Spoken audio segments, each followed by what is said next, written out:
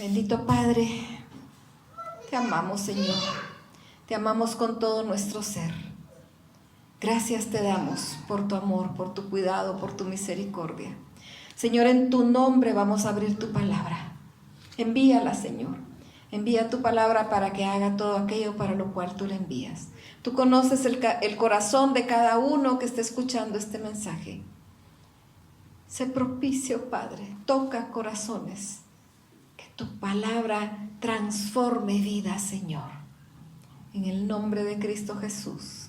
Amén. Amén. Dios ha dado muchas promesas a la humanidad y cumple sus promesas. Dios cumple sus promesas, Él es fiel para cumplir. Pero la promesa más maravillosa es la promesa de Jesucristo. Y el Señor, por el puro afecto de su voluntad, por Él mismo, por amor a Él mismo y por amor a la humanidad, prometió un Salvador, porque sabía que nosotros no éramos capaces de llegar a Él.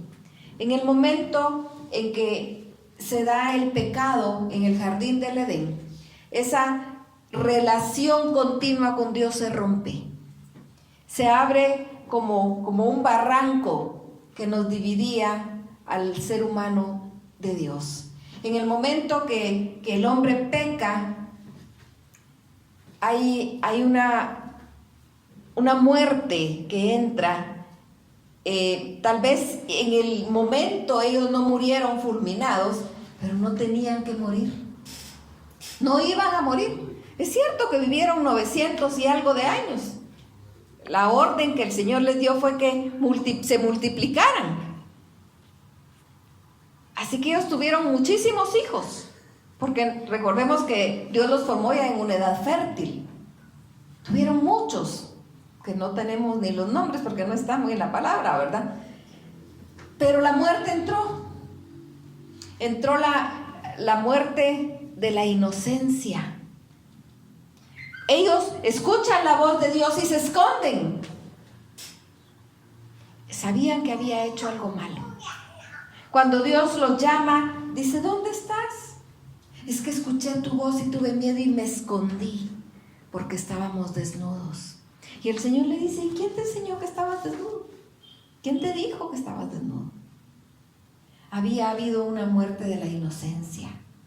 Había habido una muerte de la relación con Dios. Y por supuesto, también entró la muerte física. Pero a mí me encanta cómo el Señor es, porque viene el Señor y les habla directamente. Y por supuesto, como somos los seres humanos, siempre nos andamos justificando, ¿verdad? Sí, yo fui, pero... Y nos justificamos, ¿verdad? Viene Adán y le dice, esa mujer que me diste, ¿para qué me diste, pues? ¿A quién culpa? A Dios. ¿Por qué le dio una mujer? La mujer culpa a las serpientes, fue la serpiente. Tan difícil que es para nosotros reconocer nuestros pecados. Es más, algunas veces ni siquiera le queremos llamar pecados, no, que solo fue una falta. Fue un errorcito, una fallita. Pecado es pecado. La palabra nos dice que el que confiesa su pecado, Él es fiel y justo para perdonar nuestros pecados y limpiarnos de toda maldad. Ahora, ¿qué tengo que hacer para confesar mi pecado? Reconocer que pequé. Porque si yo voy ante el Señor y le digo, sí, Señor, perdóname porque pequé, pero es que fíjate que ya me estoy justificando, ya no necesito la justificación de Él. Y el único que realmente nos justifica, nos santifica, es Dios a través de la muerte de Jesucristo. Entonces, cuando nosotros venimos arrepentidos a confesar nuestro pecado, es porque aceptamos que pecamos. Y entonces viene el Señor y los confronta, y luego los maldice. Y le dice al hombre, vas a tener que trabajar y con el sudor de tu frente vas a comer. A la mujer le dice, aumentaré los dolores en tus preñeces. A la serpiente le dice, sobre el polvo andarás y polvo comerás. Pero luego nos dice que, por supuesto, el Señor los expulsa del huerto del Edén. Pero dice, les hace ropa. Y la ropa viene a dar dignidad. Y les da una promesa. Les da esa promesa maravillosa de ese Mesías. Veamos lo que nos dice Génesis 3.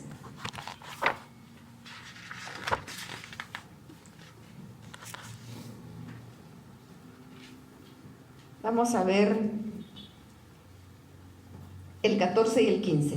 Y Jehová dijo a la serpiente: por cuanto esto hiciste, maldita serás entre todas las bestias y entre todos los animales del campo. Sobre tu pecho andarás, y polvo comerás todos los días de tu vida. Y pondré enemistad entre ti y la mujer, y entre tu simiente y la simiente suya. Esta te herirá en la cabeza y tú le herirás en el calcañar. Esa promesa de esa simiente de mujer. ¿Qué podían comprender esto? ¿Qué podían entender ellos el alcance de esta promesa? Pero él les estaba diciendo desde ya, la simiente de una mujer va a nacer ese Salvador.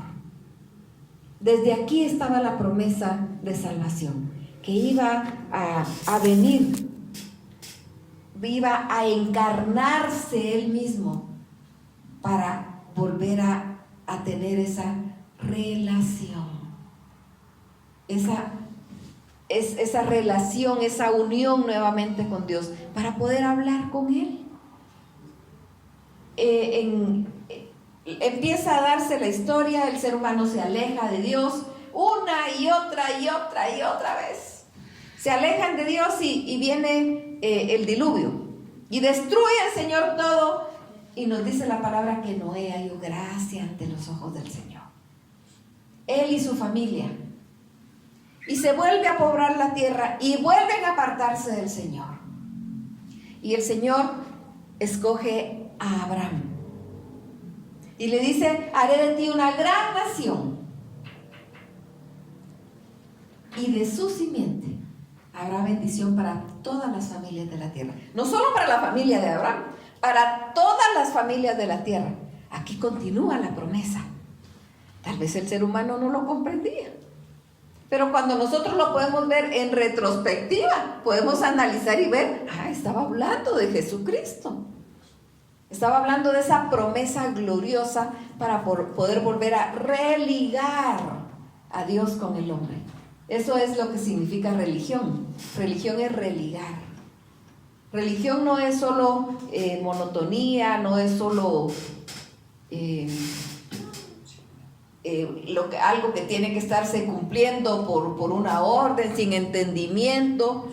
No, religión es religar. Nos religa, nos vuelve a unir con Dios. Y eso solo lo podía hacer Cristo. Porque la paga del pecado es muerte. Y no hay para dónde. Mas la dádiva de Dios es vida eterna en Cristo Jesús. Entonces Dios escoge a Abraham y le dice que en él van a ser benditas todas las familias de la tierra. Y empieza la descendencia de Abraham. Le cambia el nombre de Abraham a Abraham. Empieza la descendencia, por supuesto, en lo postrero de su vida. Ahora ya un hombre de 100 años. Dios cumple la promesa. A mí me ha impactado siempre cómo el Señor cumplió sus promesas con niños que no tenían por qué nacer. Naturalmente, eran niños que no podían nacer. Una mujer de 90 años tiene un hijo. Un hombre de 100 años engendra un hijo. No era lógico, humanamente era imposible. Sara dice, bueno, pero si ya biológicamente no puedo. Era un niño que no tenía que nacer. Pero ese niño venía con un propósito, porque quien da la vida es Dios. Él es el que da la vida. Y viene este niño. Viene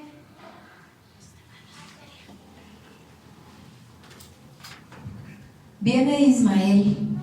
Viene Isaac. Viene Isaac. Y en él es llamada la descendencia.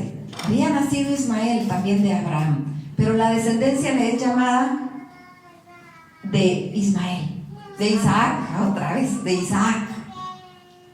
Isaac tiene a Esaú y a Jacob, pero esa descendencia la es llamada en Jacob, porque a Dios así le plació. Ahora ya de Jacob, sus 12 hijos varones constituyen las tribus de Israel. Sin embargo, una tras otra vez el pueblo se aleja y se aleja y se aleja y se aleja del Señor. Y el Señor busca y busca y el hombre se aleja y se aleja. La promesa sigue en pie, la promesa continúa. Ya cuando el pueblo decide que no quiere a Dios como rey, sino que quiere rey, Dios les da un rey.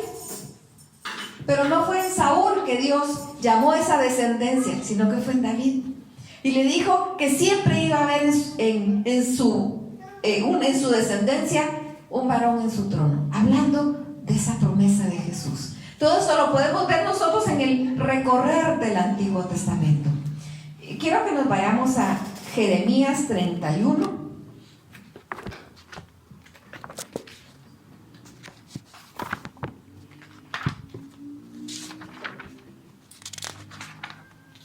Jeremías 31:31.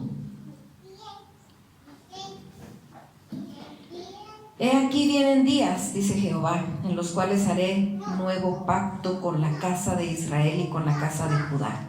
No como el pacto que hice con sus padres el día que tomé su mano para sacarlos de la tierra de Egipto, porque ellos invalidaron mi pacto, aunque fui yo un marido para ellos, dice Jehová. Pero este es el pacto que haré con la casa de Israel después de aquellos días, dice Jehová. Daré mi ley en su mente y la escribiré en su corazón.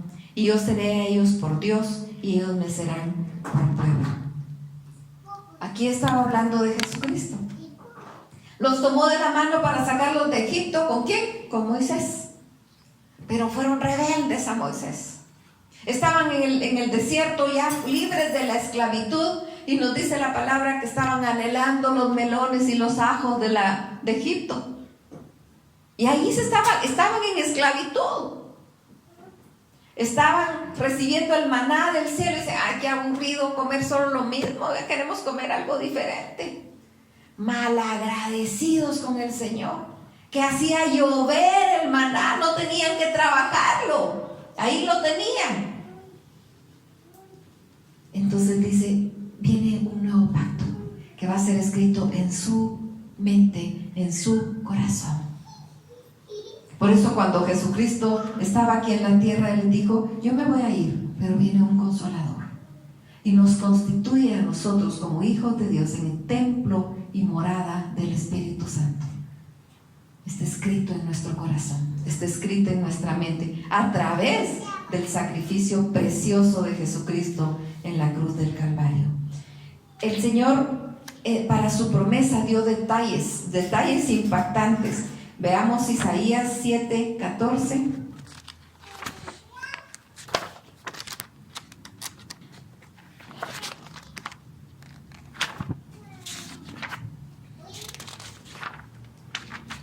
Isaías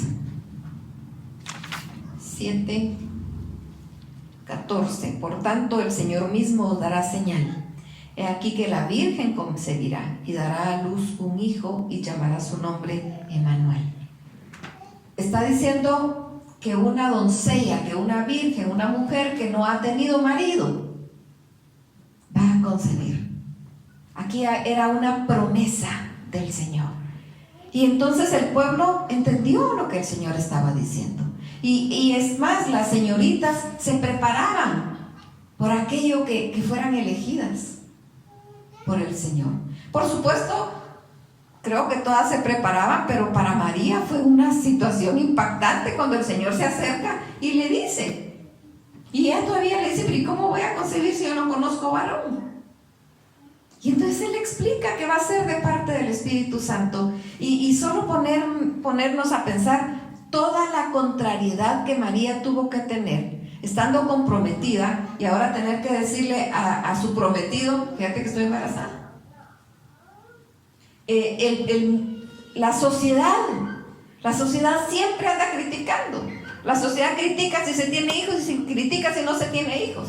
cuentan los meses o los días desde que se casaron. Toda la vida tienen que andar criticando. Y entonces por eso a Jesús lo trataban mal, porque le decían que él era producto de adulterio, producto de fornicación. Fue terrible para ella y fue terrible para él. Pero esa era la promesa, estaba escrito. Y le dice que va a ser su nombre Emmanuel, que significa Dios con nosotros. Es Dios mismo quien se iba a acercar y el que se acercó. Y que nosotros ya lo vemos que ya vino. Aquí era una promesa. Siempre en Isaías, capítulo 9, verso 6. Porque un niño nos es nacido, hijo nos es dado, y el principado sobre su hombro, y llamará su nombre admirable, consejero, Dios fuerte, Padre eterno, príncipe de paz. Lo dilatado de su imperio y la paz no tendrán límite sobre el trono de David y sobre su reino, disponiéndolo y confirmándolo en juicio y en justicia desde ahora y para siempre. El celo de Jehová de los ejércitos hará esto. Y está hablando de ese niño que iba a venir, de ese niño que iba a venir a cambiar la historia de la humanidad completamente. Hasta partió la historia en dos. Por eso nosotros hablamos en las fechas antes de Cristo y después de Cristo. Así de grande fue el acontecimiento, mucho mayor, porque nos da vida eterna. Veamos ahora Miqueas 5:2.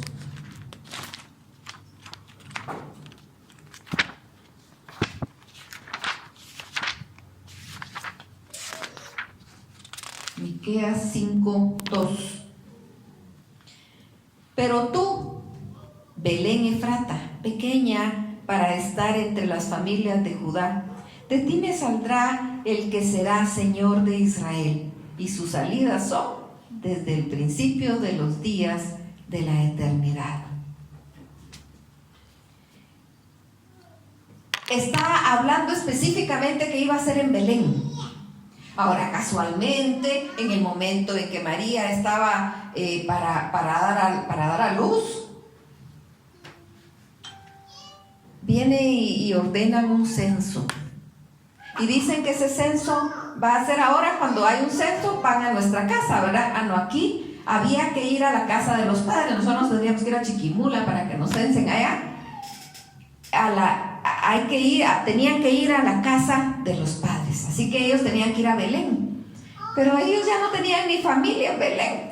Todos eran familia, pues, pero ya nadie que los recibiera y que les dijeran, ay, venite aquí a mi casa. Es que todos tenían que ir ahí, así que no había lugar. Pero justo, casualmente, en el tiempo del alumbramiento. ¿Por qué? ¿Por qué se da eso? ¿Y cómo es eso que tenía que viajar esta pobre mujer tanto tiempo y ya en el término de su embarazo? Porque tampoco era que pudiera agarrar un avión, pues, e irse cómodamente, o una Pullman, pues, para ir de un pueblo a otro. No, a pie tenía que ir. Entonces, pues eso creo que aceleró el nacimiento, ¿verdad? Pero todo para que se cumpliera lo que estaba escrito, de que en Belén tenía que nacer. No vivían en Belén, pero Dios mueve los hilos de la historia, todo para que se cumpla lo que Él prometió. Todo para que se cumpla lo que Él prometió. Él dijo, va a nacer en Belén. Y en Belén nació. Va a nacer en Belén. Y en Belén nació. Ahora, en el momento que nació, tampoco lo reconocieron. ¿A quiénes les habló Dios? Pues les habla a los pastores. Y los reyes son avisados por la estrella. Y empiezan ellos a seguir la estrella. Y se desvían en su camino, como cuando vamos con el WhatsApp y decimos, no vamos por ahí, se van por otro lado y va a llegar a otro lugar. Pues no, se fueron con el rey y le dijeron, es que venimos a adorar al niño Dios que ha nacido, al niño rey que ha nacido. Pero luego ellos toman su camino y van hasta donde la estrella los llevaba. Los pastores son avisados por los ángeles y les dicen: he aquí, traigo nuevas de salvación que serán de gran gozo. Todo esto era necesario para que se cumpliera con lo dicho por Dios, para que se cumpliera por lo que Dios había dicho en su palabra desde el Génesis, desde que entró el pecado, para religar al hombre con Dios, para volvernos a unir con Él, para volver a tener una relación con Él. No en la misma forma tan abierta como la tenía con Adán, porque nos dice que él se paseaba por el huerto y platicaba con él. No de la misma manera. Seguimos en un mundo caído. El pecado entró en el mundo y vivimos en este mundo caído. Pero Él vino para darnos vida y vida en abundancia. Esa es la promesa más maravillosa. Nosotros celebramos el nacimiento de Cristo. Celebramos que Él vino al mundo. Por supuesto, sabemos que Él no nació en la madrugada del 25 de diciembre. No importa cuándo nació, lo importante es que nació. Eso es lo más importante, que es un hecho histórico. Lo marca la historia de la humanidad, que nació. Vivió en este mundo. Murió en este mundo injustamente, a los ojos humanos, a los ojos de los amigos, injustamente, a los ojos de los que lo estaban matando, como un sedicioso, ¿verdad? Como alguien que estaba creando conflicto. Realmente no encontraban de qué acusarlo, pero como la gente se deja llevar, y cuando la multitud dice algo y empiezan a gritar, los mismos, creo yo, que estaban gritando el día anterior, la semana anterior, que lanzaban ramos a sus pies para que caminaran y decían: bendito el que viene en el nombre del Señor. Eran los mismos que estaban gritando la semana siguiente diciendo: crucifícale. Así es el hombre de fácil, de vulnerable, de fácil de cambiar, cuando no se fija ni se basa en la palabra del Señor. Porque la palabra realmente es nuestra roca. El Señor Cristo, por supuesto, es la roca, pero esta es su palabra. Y esto es lo que nos mantiene pegados a Él. Si nosotros nos alejamos de la palabra de Dios, nos alejamos de Dios. Porque esta es su palabra. Y tenemos que estar aquí pegados. Pero el ser humano se aleja una y otra vez. Se aleja una y otra vez. Nosotros tenemos que estar pegados a Dios.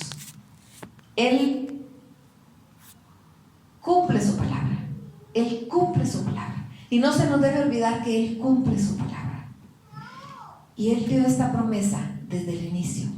La cumplió en el momento que Él quiso cumplirla. Y nosotros la disfrutamos. Nosotros ya la vivimos.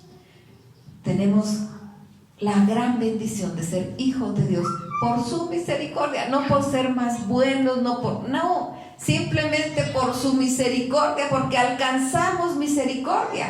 Y algunas veces hay personas que se sienten como orgullosas: sí, yo alcancé misericordia, sin entender lo que significa la palabra misericordia. La misericordia es poder ayudar a un ser mísero, a un ser que no puede. Y Dios puede, y nos levanta, nos da la mano y nos levanta, pero para honra y gloria de Dios, no para que nosotros alcemos nuestra cabeza sintiéndonos más. Es por misericordia que estamos aquí. Es porque Dios dijo: ay, mi hijo no puede, lo voy a levantar porque no puede. Recuerdo en una oportunidad un pastor que dio una ilustración en su predicación, y él dijo: es como que vemos nosotros a unas abejas chocarse contra un vidrio, y había un niño, decía él en su ilustración, que miraba que las abejitas iban y chocaban y se morían porque iban con toda la fuerza contra el vidrio y se morían.